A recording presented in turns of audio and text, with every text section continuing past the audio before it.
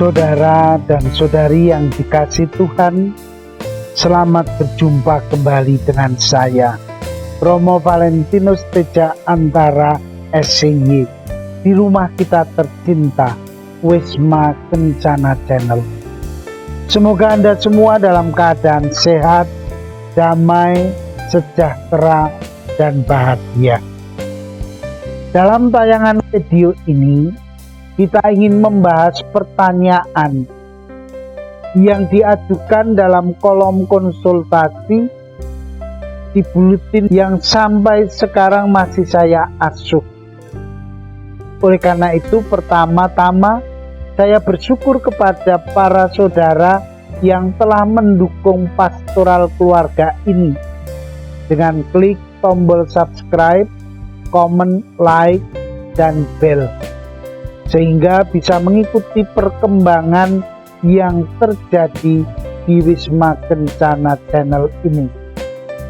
Selamat menikmati video ini. Saudara yang dikasihi Tuhan, sebagai membuka video ini, saya akan bacakan isi surat yang dikirim oleh Iwan Mahendra dari Palembang. Maaf bila saya tidak sebutkan nama aslinya, karena menyangkut kerahasiaan pribadi yang bersangkutan. Dan inilah isi surat itu. Romo Tejo yang terkasih, saya ingin bertanya kepada Romo lewat email ini. Aku malu waktu retret mau tanya soal ini kepada Romo. Romo, saya mempunyai teman dekat atau pacaran. Kami baru kenalan kurang lebih 6 bulan lalu. Aku sudah nembak dia dan dia juga menanggapi kami, dan secara resmi kami pacaran. Tetapi masalahnya yaitu beda agama dengan saya. Pertanyaan saya, apakah dalam agama kita pacaran beda agama itu dibolehkan? Apakah yang harus saya lakukan dengan dia? Terus terang, saya mencintai dia dan dia pun juga begitu. Mohon pencerahan Romo. Terima kasih banyak atas perhatian dan bantuannya. Iwan Mahendra, Palembang. Saudara, bagaimana masalah itu kita bahas? Kita langsung pada topik selanjutnya. Saya berharap bahwa Anda yang mempunyai masalah yang mirip atau bahkan sama bisa belajar dari topik pembahasan ini. Semoga Tuhan memberkati kita.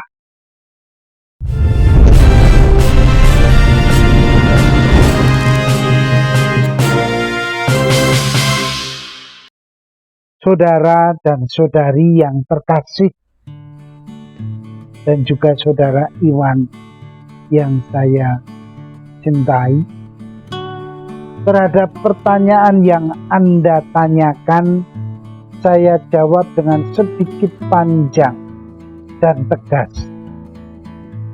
Pertama, bahwa kita boleh berpacaran dengan siapa saja tanpa membedakan agama dan ras. Kedua, kita mempunyai kebebasan untuk bergaul dengan siapa saja.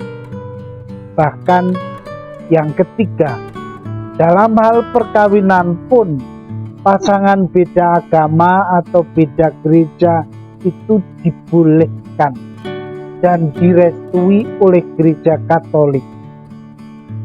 Yang perlu diingat dan perlu dipahami serta dimengerti adalah apakah itu pacaran, makna dan tujuan dan bagaimana menempatkan pacaran itu dalam seluruh proses kehidupan menuju pada perkawinan itu. Untuk itu, Anda perlu mencari informasi untuk bisa mengerti dan memahami. Jangan buta pengalaman. Kalau tidak mau terperangkap dalam ketidaktahuanmu. Di zaman modern ini, kita dengan mudah bisa berhubungan dan mengakses lewat internet segala informasi yang ada. Banyak hal yang bisa membantu keinginan kita untuk mengerti dan memahami itu. Dalam kaitan dengan konteks pertanyaan Anda ini, ada hal yang perlu saya terangkan. Pertama, Anda perlu memahami apa artinya pacaran dan pacaran yang sehat. Ini penting untuk dimengerti. Coba refleksikan definisi pacaran ini. Dikatakan pacaran adalah salah satu proses dalam relasi kasih yang mempunyai tujuannya sendiri. Secara umum diakui bahwa relasi kasih itu prosesnya dimulai dengan pertemanan biasa, lalu sahabat dekat, lalu pacaran, dan diteruskan dengan tunangan, dan akhirnya berhenti pada perkawinan. Posisi pacaran adalah di tengah dari proses relasi kasih itu, dan ini sangat menentukan dan penting sekali. Selain itu dipahami juga bahwa pacaran itu dimengerti sebagai suatu proses perkenalan antara dua insan manusia yang biasanya berada dalam rangkaian tahap pencarian kecocokan atau lebih tepatnya keharmonisan relasi pribadi menuju kehidupan berkeluarga yang dikenal dengan pernikahan. Dimulai dari proses pendekatan, pengenalan pribadi, hingga akhirnya menjalani hubungan afeksi yang eksklusif. Dari arti di sini yang digarisbawahi adalah bahwa pacaran itu suatu proses perkenalan dalam tahap pencarian kecocokan partner yang Tuhan sediakan. Inilah waktu yang paling tepat, penting untuk saling mengenal dan memahami kepribadian pacarnya secara tepat dan sehat. Sebelum akhirnya Anda memutuskan untuk bertunangan yang diharapkan berakhir pada perkawinan. Siapapun pacar Anda sejauh itu ditempatkan dalam konteks pendekatan dan pengenalan pribadi menjadi bebas dan boleh dilakukan. Yang perlu diingat dan disadari adalah bahwa pacaran itu bukan berarti bahwa Anda akan menjadi pacar Anda atau istrimu seumur hidup. Karena itu, perlulah tetap berpacaran secara sehat. Sahabat terkasih, ternyata pacaran itu bisa dimengerti pula bahwa ada yang sehat, ada yang tidak sehat. Lalu pacaran yang dikatakan sehat itu yang bagaimana? Pacaran sehat adalah suatu proses pacaran di mana keadaan fisik, mental, dan sosialnya dalam keadaan baik. Coba simak lebih baik pemahaman pacaran yang sehat ini menurut para ahli keluarga ini. Inilah ciri-ciri pacaran yang sehat.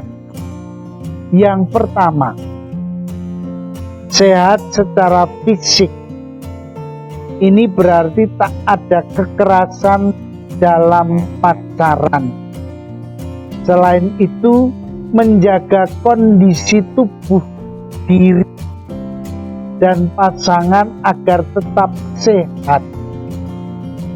Hal ini merupakan hal yang harus dilakukan dan menguntungkan satu sama lain. Biarpun cowok itu secara fisik lebih kuat, bukan berarti bisa seenaknya menindas kaum cewek yang fisiknya lemah. Pokoknya tidak ada penindasan fisik terhadap pacar. Saling memukul, menampar, menendang. Istilah modernnya tidak terjadi apa yang disebut physical abuse dalam pacaran. Itu yang pertama. Yang kedua, sehat secara emosional.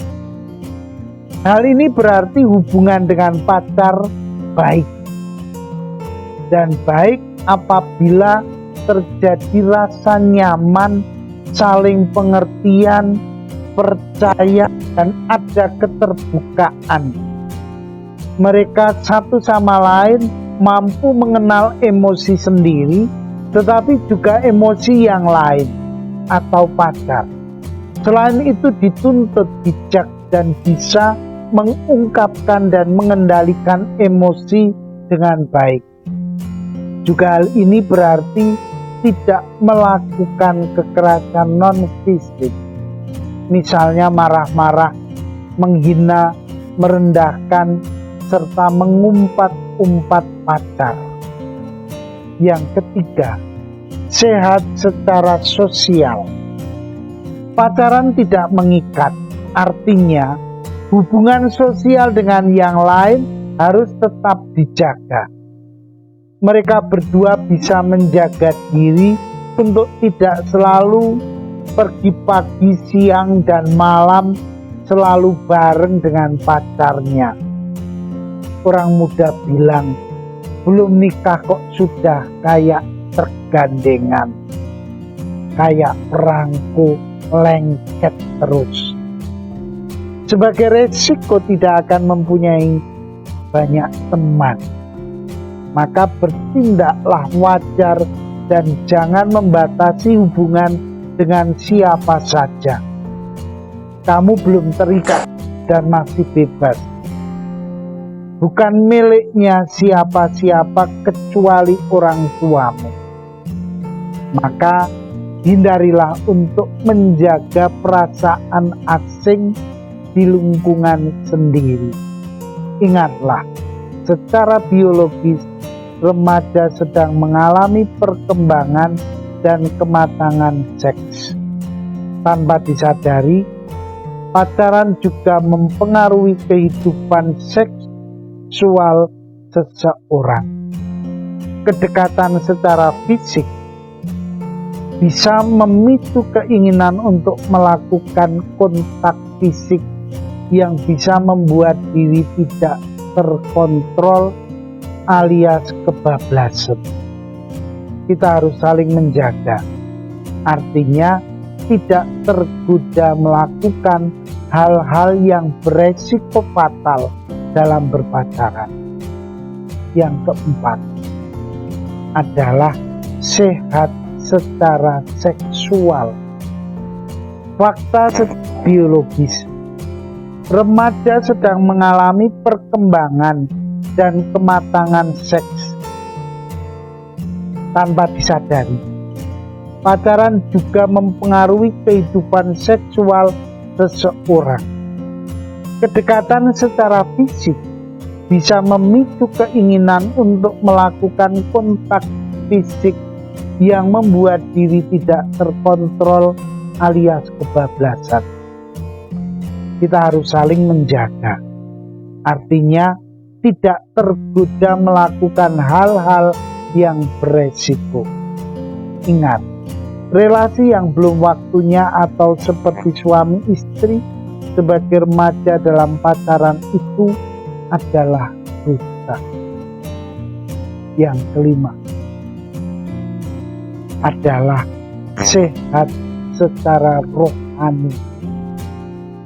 Anda harus sadar bahwa tidak ada pemaksaan dan ancaman terhadap iman, tetapi saling menghormati dan menghargai iman dan agama masing-masing itu sangat perlu disadari dan dilakukan. Prinsip: berpacaranlah dan carilah pacar yang seiman dan seagama.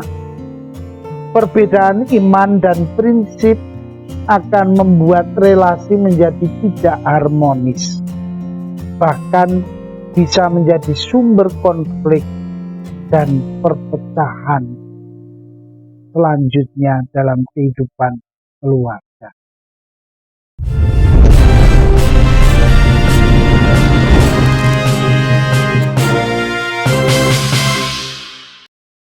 Saudara dan saudari yang dikasihi Tuhan, ada orang mengatakan bahwa cinta itu buta. Benarlah faktanya. Apalagi bila itu juga tidak sehat. Permasalahan yang terjadi di kalangan anak-anak muda adalah mereka tidak memahami pacaran itu secara tepat. Hal ini bisa dimengerti karena biasanya pacaran dilakukan dikala mereka berada dalam situasi yang kritis, dalam situasi psikologis yang masih belum mantap. Dari banyak kasus, hamil sebelum menikah terjadi ketika anak-anak muda berusia di sekitar kelas 2 SMA sampai tingkat 2 perguruan tinggi. Itulah yang disebut sebagai pacaran kebablasan. Maka nasihat saya kepada semua orang muda, semasa Anda masih mempunyai banyak pilihan dan kebebasan dalam bergaul, pergunakanlah kesempatan ini secara bebas dan baik. Gunakan dan manfaatkan masa pendekatan, perkenalan, dan pencarian soulmate atau belahan jiwa ini sebaik mungkin. Fungsikan dan mantapkanlah serta manfaat masa pacaran ini sesuai dengan arti dan tujuannya, sampai Anda menemukan tulang rusukmu yang hilang itu. Putus pacaran itu tidak jelek. Kalau memang tidak pas dan sesuai dengan apa yang Anda inginkan serta harapkan, adalah putus sekarang. Dan jangan nanti kalau sudah berkeluarga. Sungguh lebih baik diputuskan semasa pacaran. Berpacaranlah sebanyak dan selama mungkin sebelum Anda diikat oleh janji perkawinan. Carilah partnermu yang tepat dan benar. Akhirnya, berpacaranlah secara sehat dan benar. Jangan saling menguasai, tetapi salinglah mendukung untuk mengembangkan prestasimu sebagai bekal untuk membangun keluarga Kristiani yang sehat, bahagia, dan sejahtera. Harapan saya, semoga penjelasan ini menambah wawasan dalam dirimu. Berkat dan doaku menyertaimu. Dan terimalah salam kasih saya. Sifat Cor Yesu per Marie. Hiduplah hati Kristus Yesus melalui hati Bunda Maria. Amin.